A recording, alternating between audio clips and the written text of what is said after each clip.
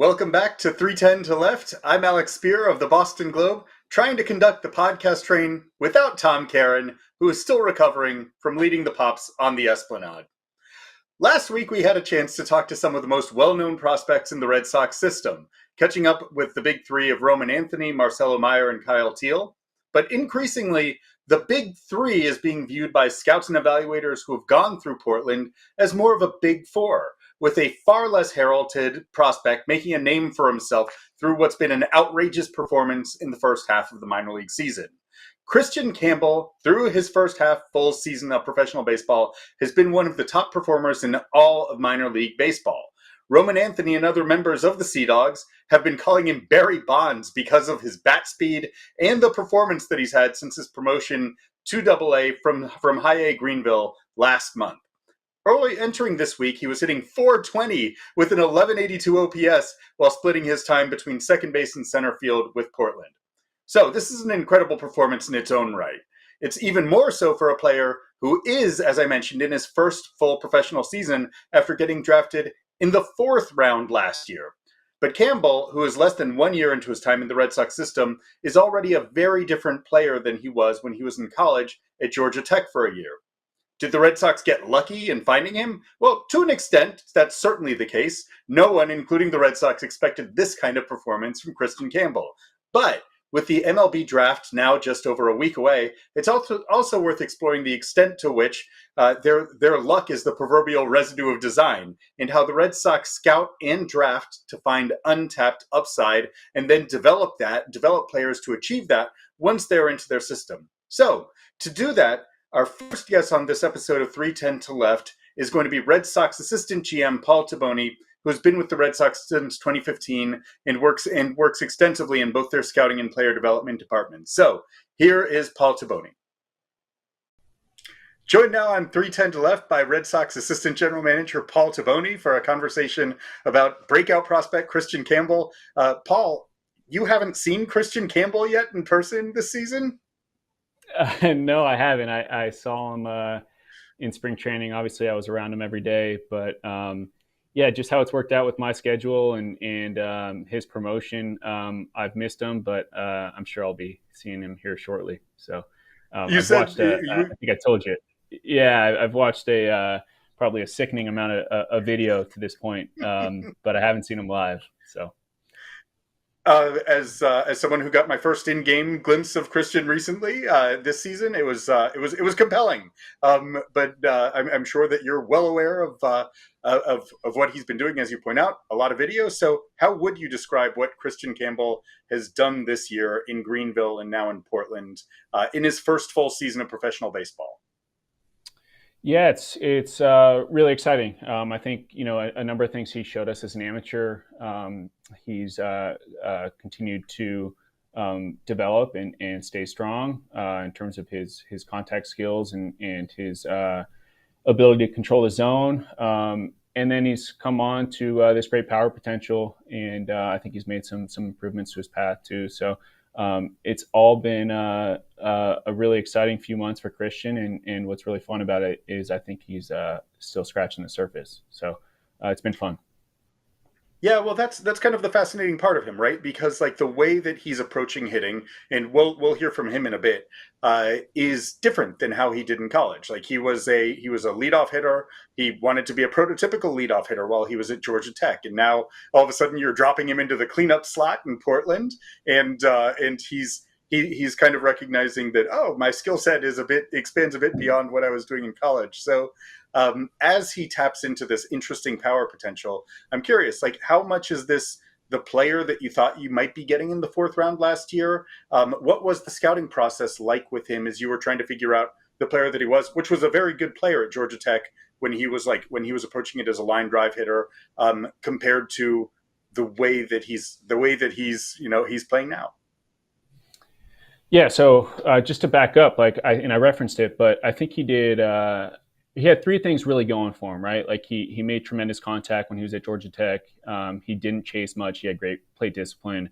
And then also he has this excellent frame, right? He's probably 6'3".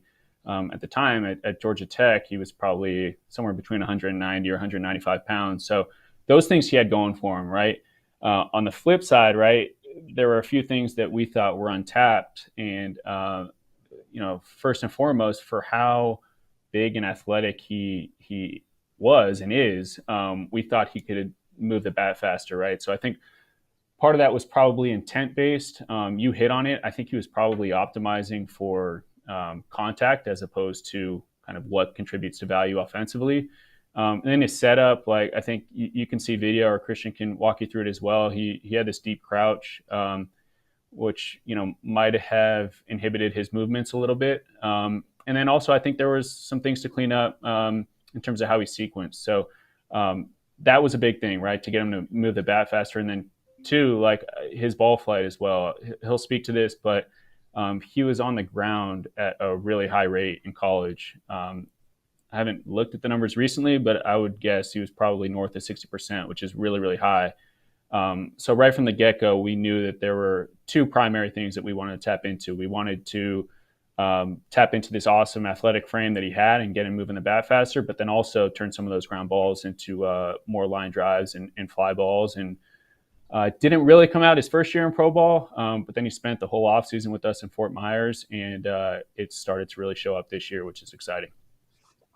To me, that gets to such an interesting question because, you're scouting not just for the player as they are, but instead what they can be. And so that entails the relationship between scouting and player development. And I should add that, before you were assistant GM, you first were a Red Sox director of amateur scouting. And then in 2023, when you guys drafted Campbell, you were a VP of both amateur scouting and of player development. But it's super interesting to think about how organizations integrate those two things, right? Because they're not necessarily the same. Like what you see is, well, they are related, but not the same. What you see is one question, and then what someone can become is another. So how do you go about that process of identifying untapped upside and then realizing it? Like how are player development and amateur scouting integrated so that you can do the best possible job of taking guys where you see this potential and actually unlock it? So it's a great question, and honestly, I think like it's an ongoing task for us to continue to improve in this area. But I think first and foremost, from a player development standpoint, you have to have a really good understanding of where you can influence positive change, or where you have demonstrated you can improve players, right? And so, without going into the details, like just in theory, right? Like what we want to do is we want to select on attributes that we're going to have a really, really tough time developing, right? And then where we can develop, like if they are deficient in those areas, that's okay, right? And then along the spectrum of, super risky to safe bets in terms of where we can develop, we basically just have to find ways to adjust players' ranking on the board, right, to reflect that. And then the one thing we can't control is when these players are going to be available for us, right? So we try and get them in the best spot. I should add too, like with the evaluation of some of our player development folks as well, and then do our best to just get them in the right order in the draft, and then hopefully we can select a high number of players that are that carry the innate attributes that we want, but also have runway or potential to develop the traits that we think are developable, so to speak. So what are those? Like, what are the most developable traits? That's really fun to say, actually, whether or not it's a word or not. And what are the ones that you really think, that's an innate one that is a much harder one to develop? Yeah, I don't think it's something that like we just say like, okay, for instance, like, power we can develop and, contact we can't develop. Like, I think it's all unique to the player, right? But I think there are probably some overarching things that, I think like make intuitive sense, right? So like physical projection is one, right? If we take a player that is completely maxed out from a physicality standpoint, it's tough to believe, right, that they're going to be able to gain more strength, that, hopefully manifests in more velocity or bat speed or whatever it might be. So that's an obvious one. But then, a lot of the other traits, it's unique to the player and how the player does it. And so it's really, we try and look at each player on an individual basis and then gauge kind of where they can develop their traits most based on how they move and how their body works and all those things. That's an interesting one with Kristian, right? Because how the body moves, like it's an unusual swing. I've heard different people like kind of say it's a little bit of a difficult one to establish an obvious framework, right? Like there's a toe tap there. Like sometimes the upper body is moving like at a different it's not a seamless integration of upper body and lower body, but he hits the ball so hard. So how difficult is that from a scouting standpoint to make sense of a guy who doesn't have a typical swing, but yet to say like that can be a really good and impactful swing nonetheless? Yeah, so the first question I would ask is like, are we working backwards from the outcomes on the field, right? So like if we say like, gosh, this swing, to me, like I have this bias, let's say that, oh, it's not all that aesthetically pleasing. Like, okay, like how is that manifesting in his on-field play, right? If we say like, okay, this guy's gonna have a tough time making contact, but then we look into it and he's made great contact against some really, really good pitchers, like, is that us just not loving how something might look aesthetically, or is there some actual underlying traits as part of his swing that will inhibit his progress when he reaches a certain threshold of competition, right? So those are the questions we ask. And I think like one of the other things too that I think ties this all together for Kristian is the type of kid he is and how focused and motivated he is by improving, and then also like he's got great aptitude, and so he doesn't just understand the what behind what we're trying to get him to do. He understands the why. And I mentioned because even if he is deficient in some of those areas, and we want him to clean up, something in his swing, right? He'll get it, and the buy-in is really high. And I think you'll learn that when you speak to him. And like I said, that's what ties everything together in Kristian's case, but in prospects' cases across the board. So I have to ask, it's safe to say that you've been at least somewhat surprised by this level of performance for a kid who you took out of the fourth round through a half season. His numbers across the board rank up there with basically anyone in minor league baseball. Yeah, I think it's fair to say that we are pleasantly surprised. Like, I think if not just us, but I think if most teams knew that this was going to be the performance, a year out from the draft, he led the Sally League in offense, and he's leading the Eastern League in offense now, right? He's likely going much better than the fourth round, right? And that is a huge testament to first and foremost, Kristian and his desire to improve and his ability to improve and desire to put the work in, but then also our staff and how good of a job they've done just laying out the plan for Kristian and current, assessing his current state and laying out with great clarity what he could be, and then creating the roadmap to get him there. That's the name of the game, and that happened really early on when we selected him, and I think we're just starting to see the dividends that it's paying, and all the support and hours that our staff has put in, and Kristian, obviously. I'll wrap up with this then. Like, this has been rapid progress, right? Like he is remaking his swing. He's altering the intent of what he's doing at the plate, and becoming a different caliber of prospect than he was at the time that you drafted him a year ago. Given how rapidly this is happening, what does that mean about what the future could look like for Kristian Campbell? How excited are you about kind of thinking about what the upside can look like for a player who's, one, performing exceptionally well through his first half season of minor league baseball, and two, who has shown this kind of very interesting growth potential? Yeah, so as I said, right, like beyond excited about how he's performed to date. Now, having said that, what I'm more excited by is kind of what the future is going to look like for Kristian, just because like I really believe that he's just scratching the surface. I think there's this thought that like, gosh, he's hitting the ball so hard right now. It's amazing that he's gotten there, like, and now he's there, and that's not the case with Kristian in my mind. He still has the potential to hit the ball a lot harder.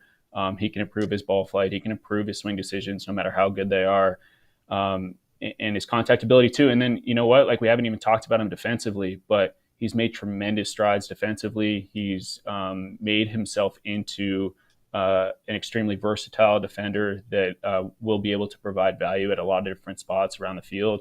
And I don't think he's close to done there either. So, and then the physical projection too. Like, he put on 15 pounds this offseason, somehow did so while decreasing his body fat too. And I think there's still room there as well. And with how committed he is, with how great of a kid he is, with how coachable he is, with how focused he is, those are the reasons I think why not just me, but our whole player development and baseball operations group are so excited for Kristian's future.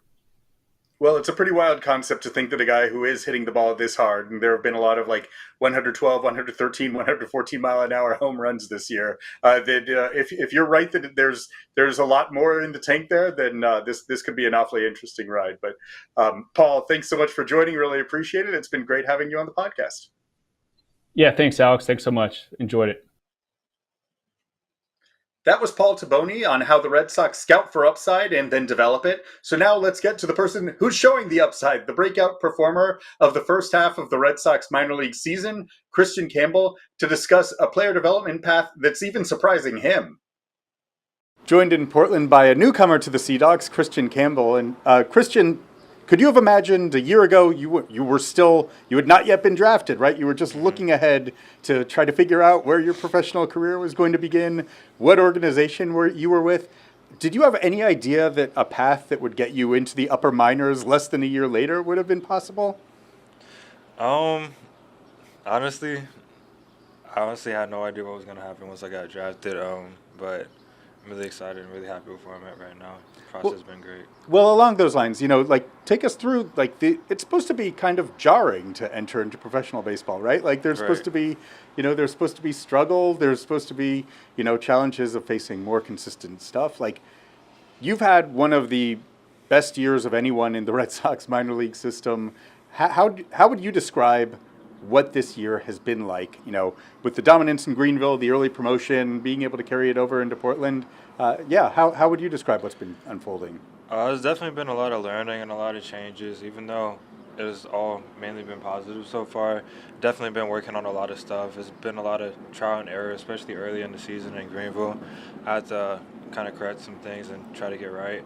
But it's all been work. It's all been, like I said, positive so far. So maybe it's a little bit harder to see that the struggle. But behind the scenes, I've definitely been working really hard to try to fix some things, clean some things up, and I'm trying to be a little bit more consistent.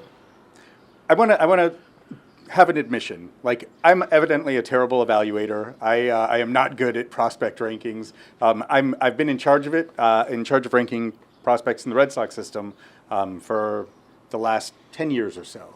And entering this year, I had been really impressed by your performance. I was still trying to make sense of what to make of it. I did not have you in the Red Sox top 30. I was way off, right? Like, what you've done, I think, has vaulted you up pretty quickly. Did you have a sense, did you feel like you had the talent, whether at the end of last season after you made a really nice start to your pro career in Greenville, or maybe at some point in the offseason where you said, I'm going to be able to open some people's eyes to the kind of player I am? I think that's where it started last season when I kind of came up to Greenville late into the year and played with them. That was a good start, and that kind of definitely was a little bit of a confidence boost that I could definitely play professional baseball since that was my first ever appearance. And kind of going off into the offseason just helped me work harder into the offseason, knowing that I can do this. I can keep playing and just try to be the best version of myself every day. You went to Georgia Tech. You got to play against Teal last year at UVA, right? Right. How well did you know his game, and was that helpful to you? I know that you guys were only together in Greenville for 2 weeks, but was that helpful to you to have him as a teammate right off the bat? Yeah, for sure. Because I didn't know anybody when I went to Greenville, and I think he was probably the only familiar face that I knew for a couple of weeks. And the rest of the guys I had to meet completely because I've never met them in my life before. So yeah, it was cool because we played against each other in college, but I think I knew who he was more, and I was just on the other team.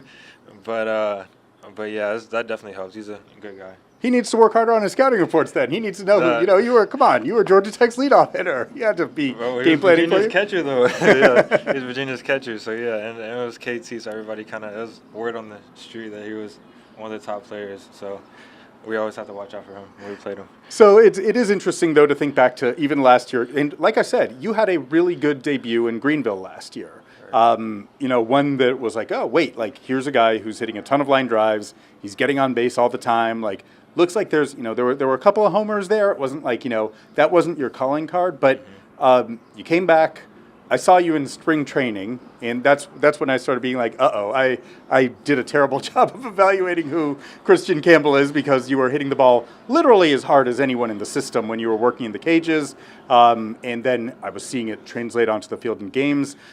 You did a lot of transformative offseason work, to the point where, like, it seems like your style of play is very different than it was maybe at any point in your life. How would you describe kind of stepping back from the version of yourself that got you drafted in the 4th round? Like, that's a good spot, right? Like, you had to perform really well in your year at Georgia Tech, in saying I can be a different and better player, and then starting to implement those changes over the course of what is described by everyone as like the hardest working off season that anyone had in the Red Sox organization. I would say the way I played in college and kind of before that was more of like a slash and dash type of game. I would just kind of hit and run, whatever. Not really slap hit, but like just kind of put the ball in play and run if I had to. And so when I got drafted over this like off season and everything, I've mainly been working on just hitting the ball hard but in the air consistently, and I just been kind of flowing with that and just trying to get that down. And it's really, honestly, it's a big change. Like if you see me a year ago, 2-3 years ago, and see me now, it's totally different. So I feel like people who haven't seen me in a minute would kind of not recognize it, especially like this is the first, like, I would say 6 months I've been working on something completely different that I've never done before, and it's going good so far, but there's a lot of stuff I need to improve on still and get more consistent at, because I got so used to my old ways that they started to get really consistent and everything, especially in college. But starting something new for the first time, I think it's gonna work out good. It's just consistently just put in the work every year to like kind of try to perfect it. The more and more I keep doing it, because let's say I got like 1,000 swings one way. I only got 100 swings this way so far. You know what I mean? Like not literally 100. Like I only have like. Right, because I will stop you there, because like you were getting hundreds of them a day because of like the way that you were approaching it. But like that is wild to me, right? Like you're acknowledging that you are a different player than you'd ever been in your life. You had been consistent with it, like I think of it as like you can like a trust fall or something, right? Where like you're someone tells you that there's going to be someone there to catch you, but like it still takes some courage to do it. How hard is it to say like this has worked for me, but I'm going to lean into fundamentally changing my swing and changing my intent with my swing in order to try to become a different player? It was really in the cages, all that work I did in the off season. It was that the coaches, staff telling me that everything's going to be fine, just kind of encouraging me, because I did fail a lot, more than I thought it was going to be, especially in spring training and stuff like that. Like when I was working on it the most for the first time against live pitching. That was tough. I don't know if anybody saw that, but it was tough. It was a tough time in spring training. But yeah, that's really the main thing. Just the coaches encouraging me to keep going with the swing, and me not like kind of falling back to my old ways, even though like I'm comfortable that way. Like just kind of like falling into the new ways, because I think, well, I know that's what they're saying is gonna help me, propel me to be a better baseball player in the future. How are you a better baseball player? How is this version of you in the batter's box better than the one? Why is it a better version of you? This version, I think, is kind of unique because it's a little bit different, but it's unique. But I still, like, let's go back to college. I got the ball skills and everything, just hitting the ball, putting it in play. And you were on everything in the strike zone. Like, you did not miss pitches that were in the zone. Right, with my other swing that I've been doing forever. And I really want to keep that and just transform it kind of like to my new swing I have now. So like, which has power. I still want to hit the balls that are in the zone specifically. Still have good swing decisions and everything. It's just trying to find the consistency of it, like I said, because this is new to me, like the whole swing and everything. So really just being consistent is really the main thing I need to work on the most, I think, right now. It's just like take a little bit from here and put a little bit over here from the past, you know what I mean? And just like don't take too much from the past and put it over here. It's just like, I don't know. It's hard to explain, but it's definitely unique. And I think once I find the middle ground of all of it, I think it could be something special. I mean, just to give some context to what you're doing, like not only have your numbers been just outrageous, right? Like first dominant in Greenville, that's why you got promoted really quickly. And then everyone's kind of shaking their heads like, you know, this is a couple weeks into your time in Portland and you like people joke that you're in a slump when you're going 0 for 2, when you've like gone hitless in 2 straight at bats, and then you end up getting on base the next couple of at bats, right? But there's even beyond that. You know, I started hearing in spring training, like your highest career exit velocity before this year had been something like 106. And in spring training, you were dropping like 114, which is like, that is power hitter territory. Like, has there been an aspect of that? Like, when you started, you know, and I realize it's the batting cage, right? Like it's different, as you point out, like the experience in game is different. Yeah. But was there a point where you were like, whoa, this is getting to an interesting spot, whether it was with exit velos or like, you know, they project like, you know, light kind of expected weighted on base average ex-WOBA when you're hitting balls in the cage. Was there a part of that where you were like, whoa, this is pretty cool? Yeah, so we compete every day in the cages and we have like leaderboards and stuff like that.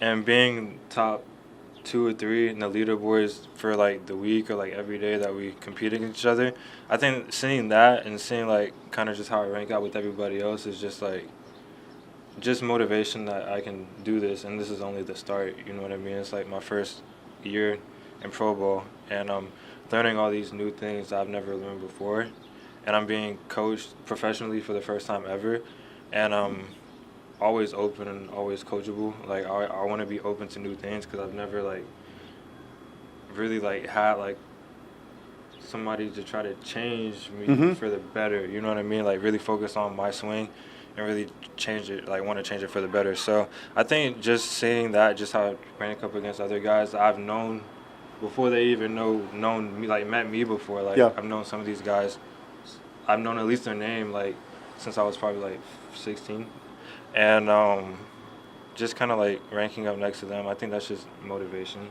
So along with that, like, you know, as you see yourself, you know, kind of transforming into this different player, seeing the way that you're like, you know, the kind of pace at which you're learning and growing, do you allow yourself to recast your understanding of yourself a little bit, to be like, you know what, like I can, you know, we entering the season, everyone knew that it was going to be, that Portland was going to have, you know, Roman Anthony and Marcelo Meyer and Kyle Teal, you know Teal, you probably knew of the other 2 guys as well, right?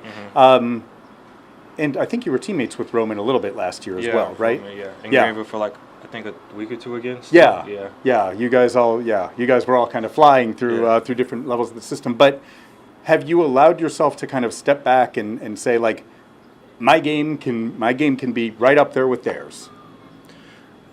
Honestly, I haven't really compared like our games together. It's just fun to be in the same lineup as them, cause like they're all super good. Like I guess like you got Marcelo, you got Roman, you got Blaze. Yeah. He doesn't swing and miss against lefties, by the way. Like what he's doing against them is ridiculous. You got Blaze, you got KT, and then you just throw me in there. It's like, that's tough. You know what I mean? That's like super tough. Like to have to deal with that. You got 3 lefties and 2 righties, and that's just, I don't know. It's just like mind blowing to me. I don't know. Especially being in the lineup with them. You know, I don't know how to explain it, but like, it's just very like I'm in the middle of that lineup. Yeah, like you're the cleanup hitter in that lineup. That's what, you know what I mean. That's what I'm saying. Cleanup hitter, especially, right? Yeah. Like not the leadoff hitter in front of them. Yeah. This is a whole different thing for you. Exactly. I was a leadoff majority of my life, and now I'm the full hole. Yeah. Does that all change these your other guys. mentality? Like, knowing that you're getting guys on base in front of you a lot of the time between that top three of Right. it's Roman lead off, Marcelo second, Teal third.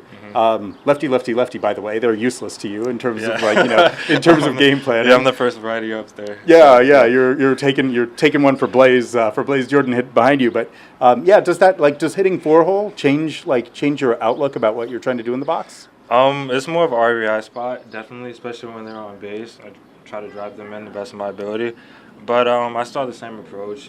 Just depending on what the situation is around me. That's what I'm willing to do. Whatever it takes to get them in, to get them around the bases, that's what I'm going to do. And it just helps that they set the table because they're great table setters, Marcelo, Roman, and KT. There's usually always something going on in front of me before I get up to plate. They're always on second and third. Someone's on second. Someone might be on first and third. You know what I mean? They're always doing something. I think that's the, beauty of it, in my opinion, is that, I have them around me to, kind of push me in a way. You know what I mean? They push me to honestly work harder, help the team win.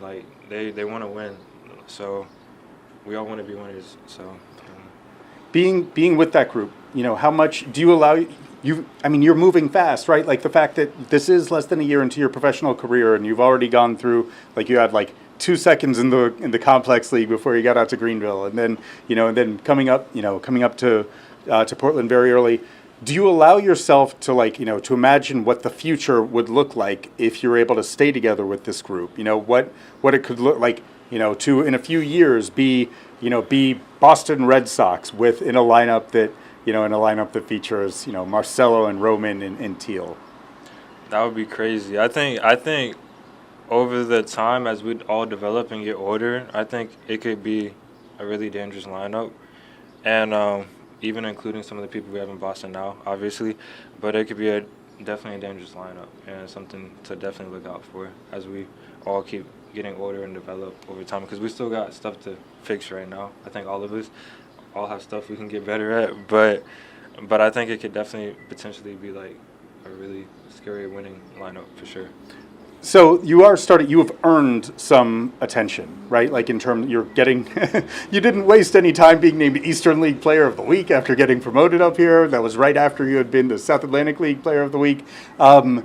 As you're undergoing this on-field transformation, right? This transformation of the kind of player that you are, what kind of feedback are you getting from friends who were used to the old version of Kristian Campbell? Are their minds blown about the kind of I'm sure they all thought that you were a tremendous talent. But are you do you have family members or other acquaintances who are what is happening with this power surge?